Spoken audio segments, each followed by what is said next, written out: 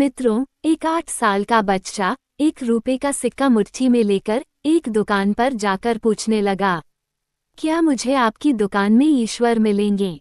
दुकानदार ने यह बात सुनकर सिक्का नीचे फेंक दिया और बच्चे को गुस्से में डांटकर अपनी दुकान से बाहर भगा दिया। बच्चा पास की दुकान में जाकर 1 रुपए का सिक्का लेकर चुपचाप खड़ा रहा। तो दूसरे दुकानदार ने पूछा, ओ लड़के, 1 रुपए में तुम क्या चाहते हो? लड़के ने कहा, मुझे ईश्वर चाहिए। आपकी दुकान में है क्या? दूसरे दुकानदार ने भी बच्चे को भगा दिया, लेकिन उस अबोध बालक ने हार नहीं मानी। एक दुकान से दूसरी दुकान, दूसरी से तीसरी, ऐसा करते करते कुल 40 दुकानों के चक्कर काटने के बाद एक बूढ़े दुकानदार के पास पहुंचा। उस बूढ़े दुकानदार ने पूछा, बेटा क्या चाहिए तुम्हें? तो लड़के ने कहा, मुझे ईश्वर चाहिए। बूढ़े दुकानदार ने कहा, तुम ईश्वर को क्यों खरीदना चाहते हो? क्या करोगे ईश्वर को लेकर? पहली बार एक दुकानदार के मुंह से यह प्रश्न सुनकर बच्चे के चेहरे पर आशा की किरणें लहराए। लगता है इसी दुकान पर ही ईश्वर मिलेंगे। बच्चे ने बड़े उत्साह से उत्तर दिया, इस दुनिया में मेरा माँ के अलावा और कोई नहीं है। मेरी माँ दिन भर काम करके मेरे लिए खाना लाती है। मेरी माँ अब अस्पताल में है। वो बहुत बीमार है। अगर मेरी माँ मर गई तो मुझे कौन खिलाएगा? डॉक्टर ने कहा है कि अब सिर्फ ईश्वर ही तुम्हारी माँ को बचा सकते हैं। क्या आपकी दुकान में ईश्वर मिलेंगे? तो बूढ़े दुकानदार ने कहा, हाँ मिलेंगे।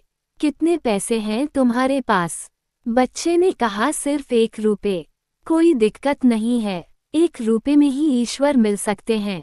दुकानदार बच्चे के हाथ से 1 रुपए लेकर उसने पाया कि 1 रुपए में 1 गिलास पानी के अलावा बेचने के लिए और कुछ भी नहीं है। इसलिए उस बच्चे को फिल्टर से 1 गिलास पानी भर कर दिया और कहा, यह पानी पिलाने से ही तुम्हारी माँ ठीक हो जाएगी।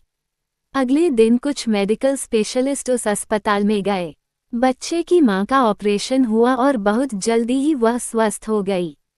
डिस्चार्ज के कागज पर अस्पताल का बिल देखकर उस महिला के होश उड़ गए। डॉक्टर ने उन्हें आश्वासन देकर कहा, टेंशन की कोई बात नहीं है। एक वृद्ध सज्जन ने आपके सारे बिल चुका दिए हैं, साथ में एक चिट्ठी भी दी है। महिला चिट्ठी खोलकर पढ़ने लगी। उसमें लिखा था, मुझे धन्यवाद देने की कोई आवश्यकता नहीं है। आपको तो स्वयं ईश्वर ने ही बचाया है। मैं तो सिर्फ एक जरिया हूँ। यदि आप धन्यवाद देना ही चाहती हैं तो अपने अबोध बच्चे को दीजिए, जो सिर्फ 1 रुपए लेकर ना समझों की तरह ईश्वर को ढूंढने निकल पड़ा। उसके मन में ये दृढ़ विश्वास था कि एकमात्र ईश्वर ही आपको बचा सकते हैं। विश्वास इसी को ही कहते हैं।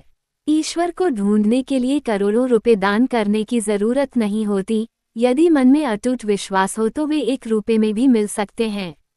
भगवान सिर्फ सच्ची श्रद्धा और विश्वास के भूखे हैं, कोई पैसों और झूठे दिखावे के नहीं।